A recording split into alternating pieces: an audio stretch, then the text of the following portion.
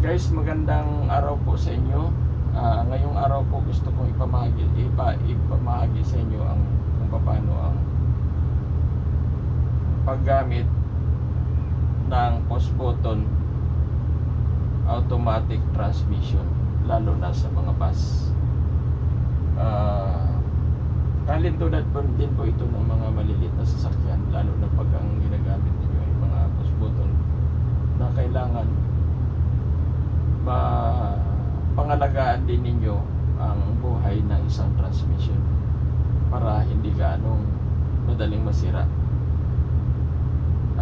Sa ngayon po, ipatakboy natin itong ating sasakyan. Pakikita ko po.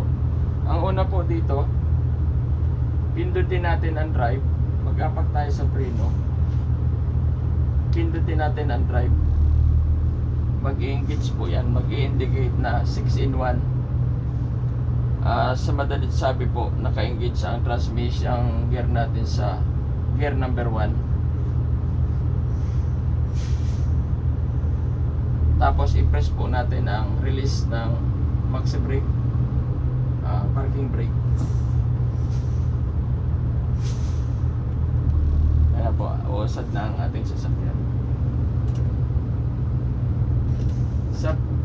Habang tumatakbo po sa ating sasakyan, ganyan.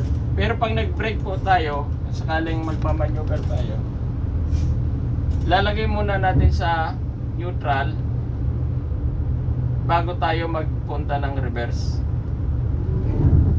Kasi kailangan po na ilagay natin sa neutral para hindi magtatalo ang neutral, ang fourth drive saka ang reverse.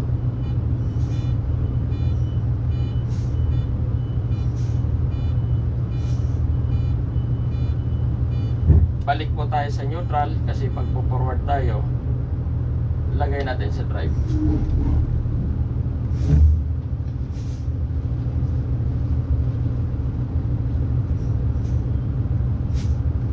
Dahil kailangan po natin na mag-reverse,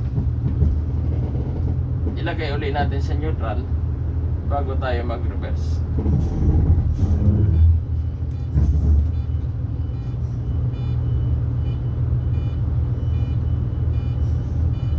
Dahil magpo-forward na naman po tayo, ilagay natin uli sa neutral bago ilagay natin sa drive.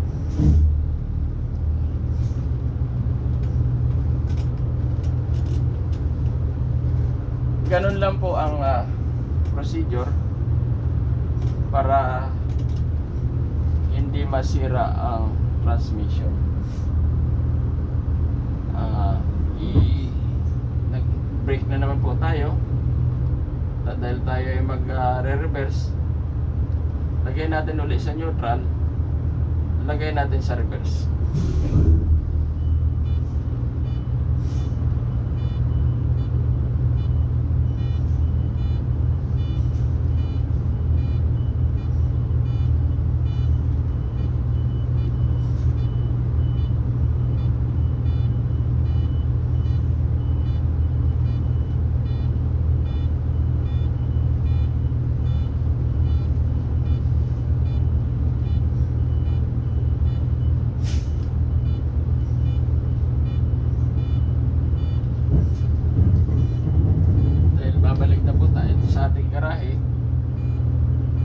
Naka-reverse yan, ilagay natin sa neutral at ilagay natin sa forward.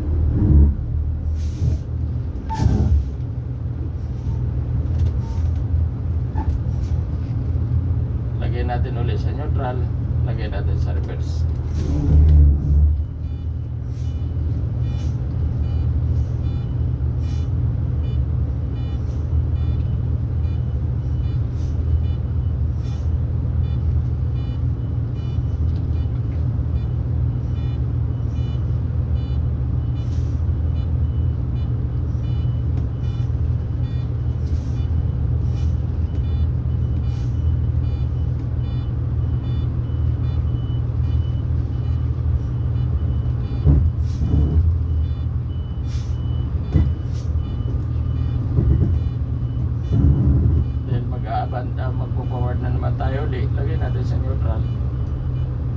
Lagyan natin sa drive.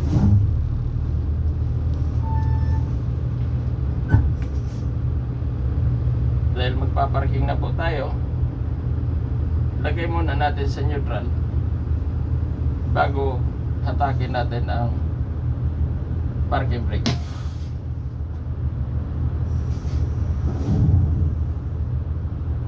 Yun lang po, at maraming salamat. Nakapag-share na naman ako ng konting kaalaman tungkol sa safety pagdadrive ng automatic push button transmission. Mapagpalang araw po sa inyo lahat at magandang araw sa inyo.